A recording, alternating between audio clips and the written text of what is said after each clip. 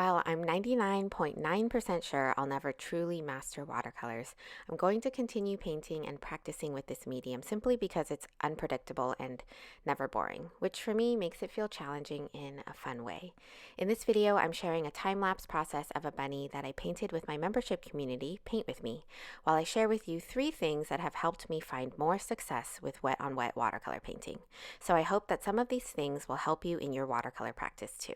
I painted this bunny using a wet-on-wet approach because I love the overall look of paintings that are done when the paper is wet.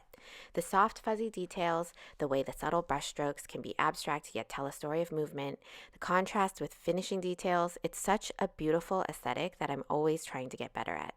This painting could have been done better in many ways. I see the missteps and the could have beens, but I also see the progress that I've made, and I'm proud of that. Every painting each of us makes is just another step in the process of learning. So with that, here are 3 things I've come across in the process of learning watercolors that has helped me paint wet on wet with more success. Number 1, you might have heard this before, and maybe you're still in denial about it, which I totally understand, but paper is your number 1 most important supporter here. If you want to paint with lots of water and get those beautiful watercolor effects, then the foundation you're laying your water and paint onto needs to be a reliable one. 100% cotton is going to be your best bet, but even within the requirement of having 100% cotton watercolor paper, there are nuances. Paper that comes in pads will receive water differently than a block or a sheet, and paper brands differ too. It takes some time to figure out what works for each of us, and it's a bit of a personal thing, I think.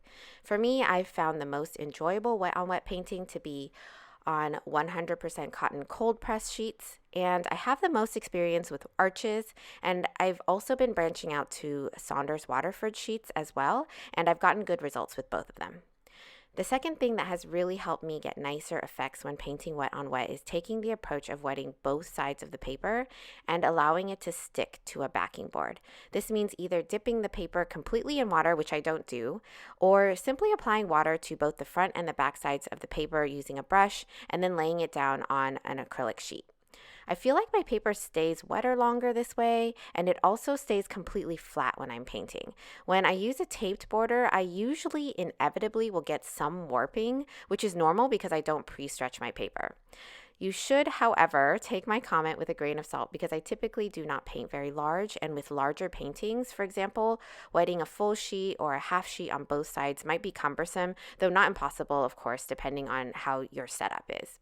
All of that to say is, in full transparency, is that I've only really tried this approach with paintings up to a size of about 10 inches by 15 inches so far. So in other words, it's like a quarter sheet. So the last thing that has really changed my understanding and outcome when painting wet on wet is having a better understanding of timing and its relationship with the consistency of paint. This happened over time, gradually after making many failed attempts at painting wet on wet. It was all those times that I overworked or underestimated the impact of a watery stroke on an almost dry but not quite dry painting, which, causes lifting or pushing away of paint that some people call cauliflowers or backruns. I came across an excerpt from the book Mastering Atmosphere and Mood in Watercolor by master watercolor painter Joseph Zbukvich, which describes this time to paint consistency relationship as the watercolor clock. It is explained very well in his book, and I highly recommend you look it up. I wish I'd come across it before all of my trials and errors. Not that it would have solved the mystery of how to paint, but would have explained why I was getting those results, so I could name it and have a clearer idea of what might have gone wrong. So I think that watercolor is so interesting to me because there's really no formula. There are mechanics to how to use the medium, but even if one were to understand all the mechanics, the outcomes of each painting, especially when painting wet, are still variable. Watercolor is unpredictable, and the more I've willingly accepted that and learned to approach painting with a sense of curiosity rather than control, the more I've discovered and learned along the way, all the while having more fun too. I hope that some of these insights have helped. I will leave a link to some of the resources I've mentioned down in the description box below if you want to find them. And if you'd like to come practice with me, this bunny class and many others are available inside the Paint With Me membership community. I break down paintings into sketches and warm-up exercises as part of the lessons, so don't worry if you're feeling like this might be difficult or beyond your reach right now. I am here to help and guide you through it, so make sure to check out the description box for a link to the community and, as I mentioned, all the rest of the resources I mentioned in this video. Thank you so much for watching, and I'll see you next time.